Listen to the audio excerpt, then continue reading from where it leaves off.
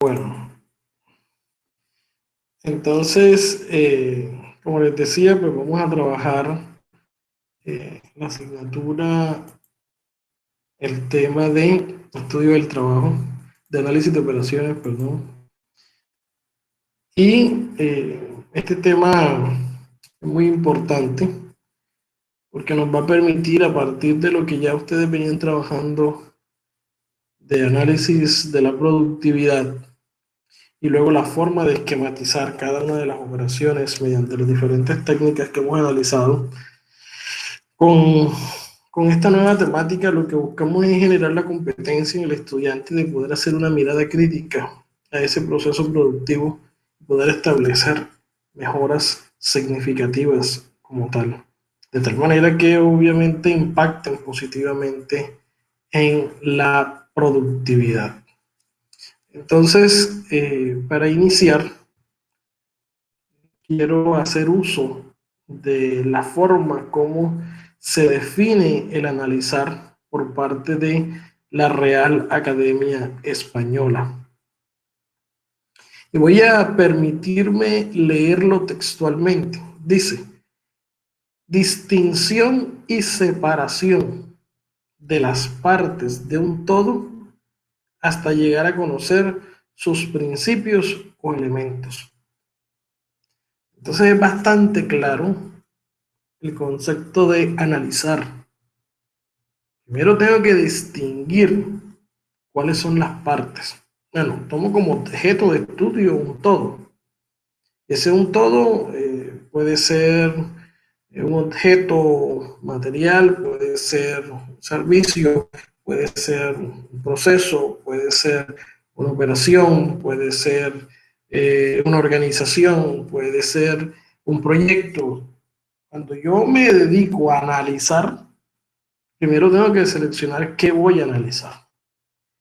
Y una vez tengo determinado qué voy a analizar, empiezo a desintegrar, a separar. Porque el análisis consiste en una separación de las partes. Separo las partes. Y una vez tengo separadas las partes, empiezo a identificar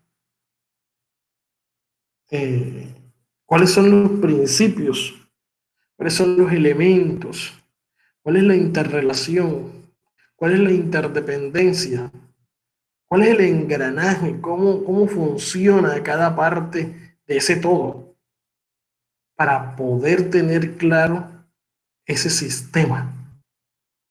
Y cuando digo tener claro ese sistema es que el analizar es un verbo que está asociado al pensamiento sistémico.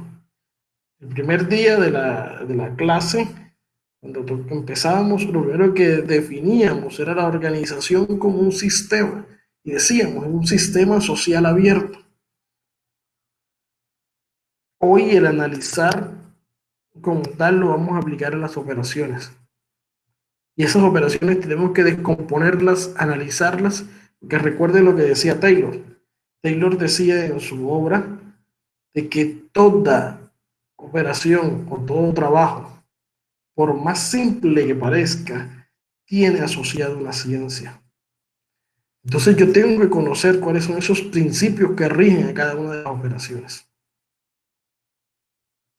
para poder conocer dónde poder establecerlas mejor y dónde poder potencializar los sistemas, en este caso una operación.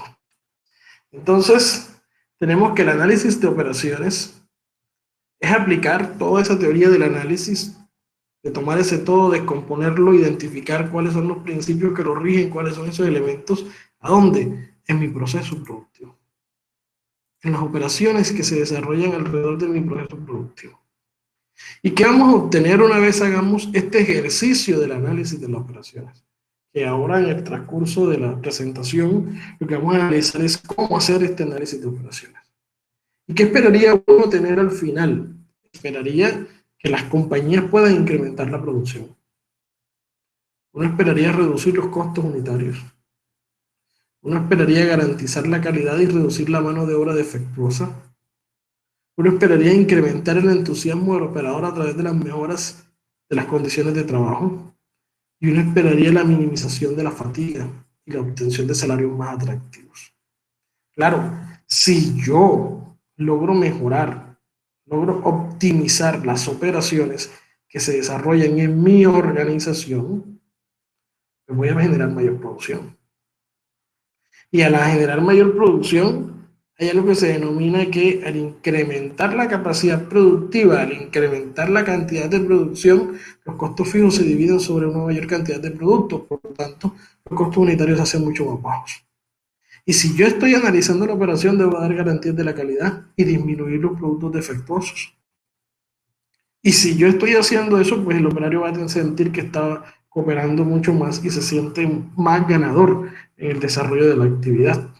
Y pues obviamente va a haber menos fatiga y a mayor producción, a mayor productividad, pues vamos a tener un mejoramiento de salarios, que eso fue establecido por Taylor en los principios de la administración científica, y es que Taylor manifiesta que en la administración científica el fin último de la administración es garantizar el máximo de prosperidad para el empleado como el máximo de prosperidad para el empleador. Lo que quiere decir que todo esto pues, va a contribuir directamente a un mejoramiento de salarios en el caso del operario. Y bueno, al final, ¿qué es lo que queremos con todo esto? Incrementar la productividad. Recuerden que ese fue el problema que analizó Frederick Taylor, y yo les explicaba de que esta asignatura es fundamentalmente, o se fundamenta en el Taylorismo y ese incremento de la productividad, que fue el problema que atacó Taylor, pues es el que vamos a obtener a través de un adecuado análisis de operaciones. Unos puntos claves que hay que tener en cuenta para el análisis de operaciones es preguntarnos el qué. Si realmente qué es lo que se tiene que hacer. ¿Cuál es el método? Para mejorar el método tengo que preguntarme el qué debo hacer. Luego el por qué debo hacerlo. ¿Cuál es el propósito? Luego el cómo. Es que hacemos relación al método. Luego hay que cuestionarse el quién. Recuerden que Taylor decía, hay hombres de valer, hay hombres de valor, y no todas las personas tienen las capacidades para poder desarrollar todo tipo de trabajo. Y por eso él acuñó el concepto en la administración científica de selección científica del trabajador. El trabajador hay que seleccionarlo científicamente. Y haber seleccionado científicamente el trabajador implica desarrollar una gran cantidad de pruebas para poder dar garantía de que esa es la persona idónea en el desarrollo de la actividad productiva. Lo otro que tengo que preguntarnos es dónde se va a desarrollar el trabajo y si esas son las mejores condiciones para el desarrollo del trabajo, cuándo se va a desarrollar el trabajo, y siempre intentar simplificar eliminando, combinando y rearreglando las operaciones. Si yo logro eliminar una operación, me ahorro una gran cantidad de costos. Y es ahí donde quiero dejar ese punto para ahora que entremos a analizar estos enfoques primarios del análisis de las operaciones. Hay 9 puntos básicos que debemos seguir como ingenieros de métodos, como ingenieros industriales dedicados al estudio del trabajo. Estos 9 enfoques son fundamentales. Primero, pues la finalidad de la operación. Luego analizar la finalidad de la operación, me pregunta el qué y el para qué se desarrolla una operación. Luego el diseño de la pieza, el cómo, en las tolerancias y especificaciones, en los materiales, en el proceso de fabricación, en la preparación y las herramientas, en el manejo del material, en la distribución de la planta y en las condiciones de trabajo. Tengo que tener una mirada muy global de cómo se desarrolla la operación. Entonces, lo primero es la finalidad de la operación. Es el paso más importante. La mejor manera de simplificar una operación es formular una manera de obtener los mismos resultados o los mejores resultados sin un costo adicional. Una regla de gran importancia del analista es tratar de eliminar o combinar una operación antes de tratar de mejorarla. Y el tratar de mejorarla, ahora, ¿por qué eliminar o combinar es mejor que tratar de mejorarla? Claro, porque la mejora requiere inversiones. Puede ser inversión en maquinaria, puede ser inversión en software, puede ser inversión en hardware, puede ser inversión en nuevas personas, en adquisición de nuevos conocimientos o capacitaciones, puede ser inversión en adecuaciones, puede ser inversión en mejores materias primas, puede ser inversión en, bueno, en fin, tengo una gran cantidad de inversiones para poder garantizar la mejora. Pero si yo me cuestiono y trato de eliminar algún tipo de operaciones o combinarlas, pues voy a simplificar. Además que cuando yo mejoro, porque hago un cambio trascendental sobre el método, hago una reingeniería, tengo que cubrir el costo del ciclo de vida como tal, o la curva de aprendizaje que se tiene en cada método de trabajo. ¿Y eso qué quiere decir? Que si yo hoy inicio un nuevo método de trabajo, lo más probable es que la producción sean 5 unidades. Pero si mañana ya estoy desarrollando ese método, voy a poder subir a 7 o a 10.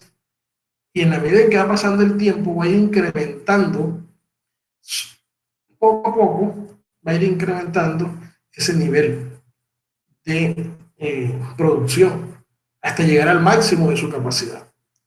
Coloco en esta diapositiva, les coloco 3 imágenes muy sencillas, pero muy dicientes. Tenemos una misma operación, pintado de un mueble. Independiente de cuál es el tipo de mueble, lo que estamos analizando es que hay 3 organizaciones, 3 empresas, con 3 entornos de trabajo totalmente diferentes, con 3 herramientas de trabajo totalmente diferentes, con 3 niveles de temperatura, niveles de iluminación totalmente diferentes. Entonces, empezamos por analizar esta primera operación. Están haciendo una pintura de manera manual. Asumamos que están pintando en ese momento. Y esa pintura, miren, estos pisos, al parecer son tierra. Miren la poca iluminación que hay en esta parte, poca ventilación. ¿Y qué puede suceder con este producto? Pues fácilmente este proceso de pintado, que no tiene una temperatura adecuada para la adaptación de la pintura, puede tener problemas. Y lo más probable es que si lo estoy haciendo a mano, asumiendo que ese proceso de pintura lo estoy haciendo a mano, tengo que aplicar, como se dice coloquialmente, varias manos en ese proceso de pintura. Por lo tanto, en tiempo es mucho más proporción de tiempo empleada en el proceso de pintura. Adicional a eso, la calidad del producto pues no es garantizada, ya que no se puede dar garantía de que sea una pintura homogénea o de que el proceso de pintado sea homogéneo. Si nos vamos a la segunda imagen, pues mejoran las condiciones frente a la primera. Hay un proceso con cierta tecnología, una mejor herramienta de trabajo. Sin embargo, si se dan cuenta, están trabajando sobre una mesa que es una mesa de trabajo normal. Podríamos interpretar de que se encuentran muy expuestos al aire libre, lo que puede hacer que cualquier viento, cualquier vehículo que pase por el frente, lo que va a hacer es que va a levantar polvo y ese polvo va a generar, se va a adherir a esta pintura y va a tener grumos o va a tener problemas en la calidad del producto. Efectivamente, los tiempos se mejoran, pero la calidad sigue un poco en cuestionamiento frente a la forma o al lugar donde se está desarrollando la actividad. Y en este tercer momento, estamos hablando ya de una cabina de pintura. Esta cabina de pintura por lo general tiene una circulación, a veces tenemos aquí unos aspersores para que todas esas partículas que se quedan en el ambiente una vez se está haciendo el proceso de pintura se vayan directamente al piso y no queden sobre el, la pieza que estoy pintando. Adicional a eso, las condiciones de iluminación, el aislamiento frente al tema del polvo, frente al tema de virutas. Aquí hay una mayor garantía para la calidad del producto. Obviamente hay un mejor equipo, podríamos decirlo, con una mayor eficiencia y eficacia en el proceso de pintura. Aunque quiero hacer la crítica, en los tres escenarios, los operarios que están haciendo el proceso de pintura no se están cuidando. Que no se estén cuidando es bastante complicado porque eso puede generar a tiempo futuro una gran cantidad de costos para la organización.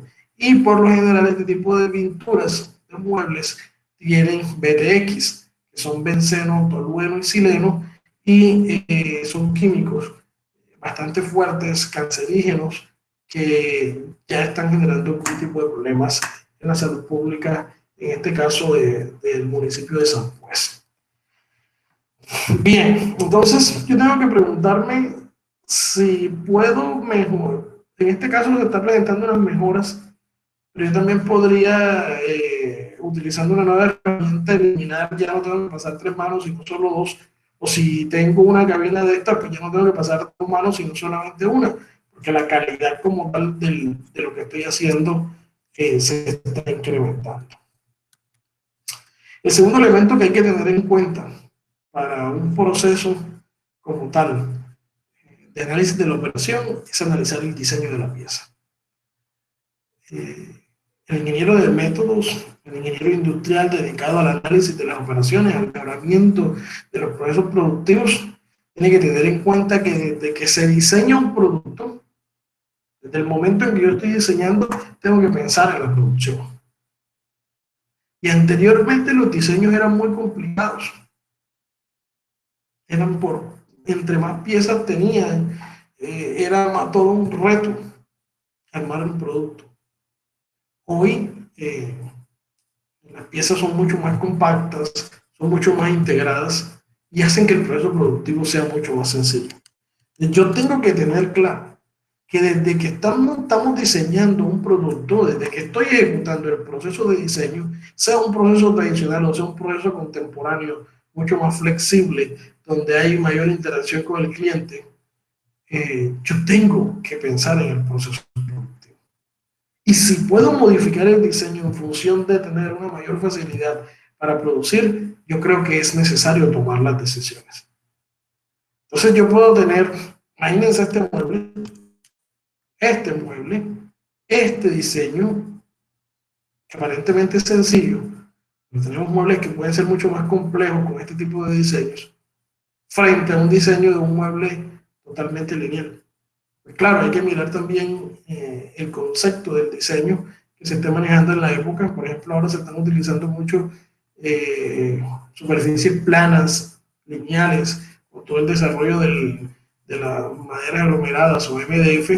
Pues este tipo de trabajos en madera se ha ido disminuyendo, pero obviamente aquí en el diseño es mucho más complejo. Yo puedo colocarle aquí un sol y empezar a colocarle, o imagínense un atrapasueño aquí en esta parte. Obviamente va a ser muy bonito, pero productivamente eso nos va a quitar mucho tiempo. Hay que ver si realmente el cliente lo que quiere es eso, pues yo se lo hago porque el cliente me lo está solicitando. Pero de lo contrario, no hagamos más de lo que el cliente nos esté pidiendo en ese sentido, dado que eso nos va a afectar los niveles de productividad. Para mejorar el diseño, pues hay que simplificar el diseño para reducir el número de partes. Anteriormente, cuando comprábamos un ventilador, un abanico, todas las aletas, las hélices, venían por separado. Hoy no, hoy es simplemente una sola pieza. Entonces, cada vez que estamos pensando en el diseño, tenemos que pensar en producción. Debemos reducir el número de operaciones y las distancias recorridas en la fabricación. Obviamente las distancias consumen tiempo y el tiempo es lo que queremos emplear en lo que realmente agrega valor. Preguntarnos si hay unos mejores materiales para desarrollar la actividad productiva. Siempre hay una mejor forma de hacer las cosas.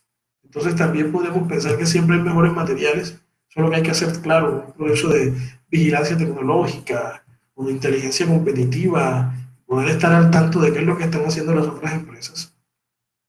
Luego hay que liberar tolerancia y apoyar la certitud en las operaciones claves. Tolerancias muy pequeñas lo que hacen es que nos incrementan las exigencias y hay mayor facilidad de que tengamos productos defectuosos y diseñar para la fabricación y el ensamble. Entonces, acá lo que venía diciendo. Pensar que estamos diseñando para la fabricación y el ensamble. Como tercer punto tenemos que analizar las tolerancias y las especificaciones. ¿Qué son las tolerancias y especificaciones? Imagínense que esta cota que definimos en el diseño que debe ser de 72.5, una vez se finaliza el proceso productivo, nos fuimos a verificar y quedó en 76. Obviamente, es un producto que difiere mucho de la realidad o de lo que desde su diseño. Pero si quedó en 72.48, la desviación es muy mínima. Y yo tendría que entrar a decir si con esa desviación yo puedo aceptar el producto a que salga al mercado. Pues obviamente hay parámetros de calidad. Y Taguchi, en el año 86, hablaba de un método de calidad instituido. Y dice, este método involucra la combinación de métodos de ingeniería, que es lo que estamos estudiando, y estadísticas con el fin de alcanzar mejoras en costo y calidad. Siempre pensando, porque a veces hablar de mejoras en costo ponía en peligro la calidad. O hablar de calidad hacía de que el costo se incrementaba sustancialmente. Entonces, mediante la optimización del diseño del producto y los métodos de manufactura. Y miren lo interesante, a mayor nivel de holgura o de tolerancia, los costos se hacen más pequeños, mientras que cuando las tolerancias son muy pequeñas, el costo de la calidad del producto, el costo relativo aproximado es mucho más alto. Claro, si yo tengo tolerancias muy pequeñitas, lo que puede suceder es que se me pueden presentar, si tengo algún tipo de falla en la empresa, mayores productos defectuosos. Ahora, esa tolerancia y especificaciones que están muy relacionadas con el tema del control de la calidad, lo que me invitan es a hacer una inspección para verificar la cantidad, para verificar la calidad, para identificar las dimensiones y el funcionamiento. Esto es lo que yo tengo que evaluar. Y dependiendo de esto, tengo que establecer mejoras para dar garantía de cantidad, calidad, dimensiones y funcionamiento. ¿Y cómo lo puedo hacer? Pues por una inspección a simple vista, dependiendo de la complejidad del producto, por inspecciones lote a lote o por inspecciones de lote completo, dependiendo del producto en el cual yo estoy trabajando. Luego el otro punto interesante para analizar una operación es revisar los materiales. ¿Son mis materiales los mejores para yo desarrollar la actividad productiva? ¿Será que existe un nuevo material? ¿Será que hay un material mucho más ecológico? ¿Será que hay un material mucho más resistente? ¿Será que hay un material con unas mejores condiciones técnicas? ¿Será que hay un material mucho más económico? Siempre tengo que estar cuestionándome sobre mis materias primas y sobre mis insumos. En este caso coloco un ejemplo de unos bloques, pero miren que esta construcción pudo hacerse o está mejor en concreto vaciado. Entonces yo tengo que evaluar siempre mi material si realmente es el adecuado para desarrollar el producto y si puedo mejorarlo. Entonces, tengo que mirar si hay un material menos costoso, si puedo encontrar eh, materiales que se pueden encontrar materiales de una manera más económica. O miren, ahorita que hablábamos de los bloques, aquí tenemos un ejemplo, y hay bloques con desechos de plásticos que se han demostrado que son muy resistentes. Usar materiales y suministros de manera mucho más económica, estandarizar los materiales, no es que hoy utilizo uno, mañana utilizo otro. Tengo que hacer un buen ejercicio de muestreo, de identificar los diferentes materiales, es más, un diseño factorial o multifactorial para identificar la calidad del producto frente a los diferentes materiales y a partir de encontrar el mejor poder integrarlo y poder estandarizar en la empresa. Y obviamente pues encontrar el mejor proveedor respecto al precio y la disponibilidad, porque el producto me lo pueden estar entregando diferentes proveedores a mejores precios y mayores disponibilidad. El otro concepto es el concepto de la secuencia y el proceso de fabricación.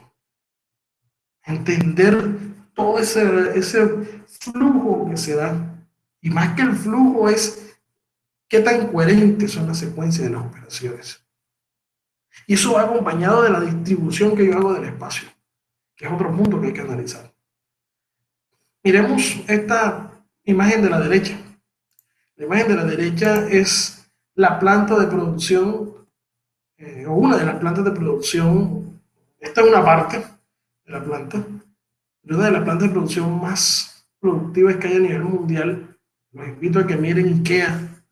IKEA, una empresa que produce, en este caso, pues están produciendo muebles y producen de manera modular.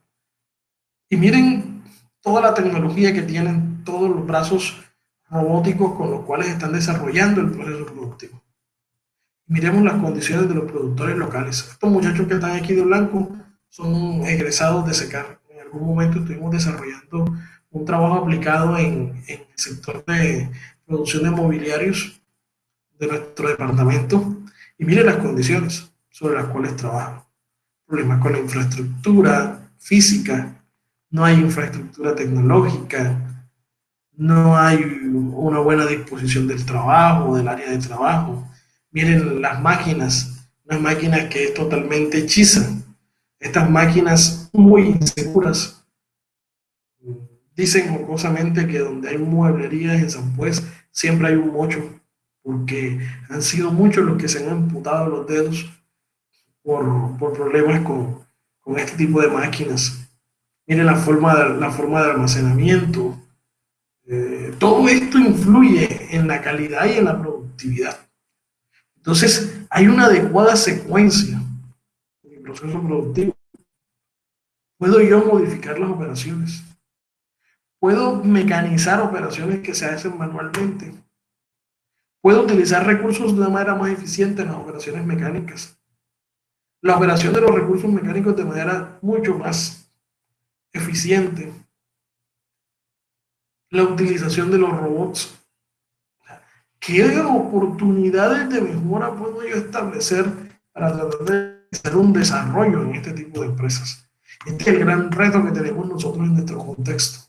Si nosotros hacemos una mirada, la mayoría de las empresas en nuestro departamento están con un enfoque más o menos de este tipo de taller.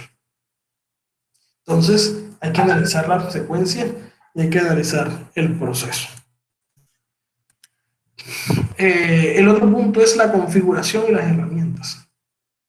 Otro elemento fundamental que yo tengo que revisar. Y esa configuración y herramientas hace relación a la capacidad que tengo yo de configurar mi sistema de producción, las herramientas que debo garantizar, la calidad de esas herramientas, la planificación de los tiempos. Entonces, eso depende de qué, de la cantidad de la producción. Depende de qué tan repetitivas son las acciones. Depende de las competencias que tiene la mano de obra. Depende de los requisitos de entrega. Y depende del capital que se requiere. Entonces, para eso, yo primero lo que tengo que tener en cuenta es el tiempo de configuración, tratar de reducirlo al máximo. Cuando hablamos de tiempo de configuración es cuánto tiempo te demoras tú configurando una máquina, preparando una máquina. Hay que utilizar la capacidad, la totalidad de la capacidad de la máquina. Yo modificaría ese punto. Yo diría, hay que utilizar cerca del 95% de la capacidad de la máquina, siempre debe haber una locura. Y se deben introducir herramientas mucho más eficientes. Entonces tengo que configurar bien mi sistema de producción, tengo que garantizar las mejores herramientas para eso. Otro de los elementos fundamentales para el desarrollo de un buen análisis de operaciones es hacer un adecuado manejo de materiales. Les decía en clases anteriores, la logística se encarga del estudio de las operaciones de transporte y los almacenamientos, entre otros temas que han ido desarrollándose en el tema logístico. Es importante, es fundamental, tratar de minimizar los costos de transporte y los costos de almacenamiento. Miren este dato, entre el 30 y el 85%, altísimo este 85%, del costo de introducir un producto al mercado está asociado con el manejo de materiales. Todo lo que tiene que ver con manipulación en bodega, manipulación en la planta, más movimiento. Y el resto es lo que se le dedica al valor agregado que se genera en el producto. Por lo tanto, esto hay que tratar de minimizarlo. Esto hay que tratar de llevarlo siempre a lo mínimo. Y por eso la logística ha venido desarrollando una gran cantidad de trabajos bien significativos. Entonces, el manejo de materiales debe garantizar que las partes, la materia prima, los materiales en procesos, los productos terminados y todos los materiales sean desplazados periódicamente de un lugar a otro de acuerdo a las necesidades del proceso productivo. Puesto que cada operación requiere de materiales y de productos en un momento determinado, debe garantizar que ningún proceso de producción o individuo sea entorpecido por el arribo temprano o tardío de los materiales. Estar en el momento adecuado. El manejo de materiales debe garantizar que estos sean entregados en el lugar correcto. Entonces, lugar correcto, hora correcta, cantidad correcta, calidad correcta, para poder garantizar que el manejo de materiales es lo más óptimo. Hoy en día utilizamos, miren, vehículos guiados automáticamente, bandas transportadoras, una gran cantidad de tecnologías. Y aquí están las recomendaciones: reducir el tiempo dedicado a recoger el material, usar equipos mecanizados automáticos, aquí los tenemos, utilizar mejores instalaciones de manejo de materiales, mejorar los materiales con más cuidado y administrar mejor los inventarios. Hoy en día pues, utilizamos códigos de barra, utilizamos los códigos QR, utilizamos sensores, utilizamos chip, utilizamos una gran cantidad de tecnologías que nos pueden ayudar a manejar de manera más eficiente los inventarios. Y pues hay unos principios en el manejo de materiales, que son la planeación, planificar bien ese manejo, estandarizar la forma y los tiempos de manejar. Hay unas condiciones de trabajo que hay que dedicarle el tiempo adecuado al manejo de materiales, garantizar los principios de ergonomía en el manejo de materiales, establecer cargas unitarias, adecuar de la mejor manera la utilización de los espacios, sistematizar la información, automatizar, tener en cuenta las condiciones ambientales y el costo del ciclo de vida que va a tener ese producto. El otro elemento fundamental es la distribución en planta. Miremos una distribución en planta por producto, una distribución en planta por proceso. Dependiendo de la cantidad de producción, así yo tengo que configurar mi planta de producción. Entonces, la primera pregunta es si realmente la planta de producción que yo tengo está configurada de tal manera que yo pueda dar respuesta a las cantidades de producción que me están pidiendo. Hay un autor que se denomina Richard Mutter, que se llama Richard Mutter, y definió un proceso para establecer cómo es la mejor manera de diseñar una planta de producción, de la distribución de una planta de producción, y llamó a un método, el método SLP. Y ese método, miren que parte de un análisis de los productos y de las cantidades de producción. Dependiendo de eso, yo voy a tener un proyecto de implantación adecuado. Entonces tengo que mirar todo este tema de la distribución en plantas, si es la mejor, si el recorrido que está desarrollando el producto es el mejor, si no se están dando tráfico cruzado, si no se están dando reprocesos, si no se están dando un flujo como tal que esté consumiendo mayor cantidad de tiempo y mayor cantidad de espacio. Y por último, hay que tener en cuenta el diseño del trabajo.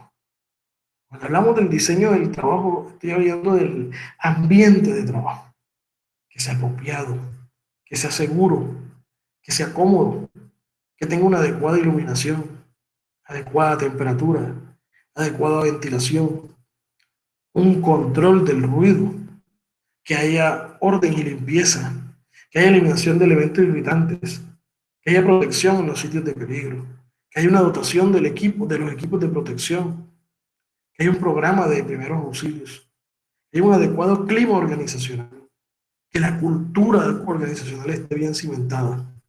Dice Peter Drucker en un libro, bueno, en su obra, que la cultura se come de un solo bocado a la estrategia.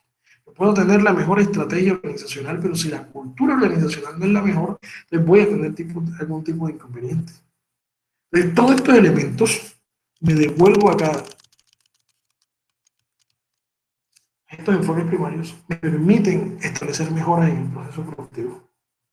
Les tengo que tener claro y tengo que diseñar herramientas para poder inspeccionar estos 9 elementos de tal manera que yo pueda obtener una mejora como tal en el proceso productivo.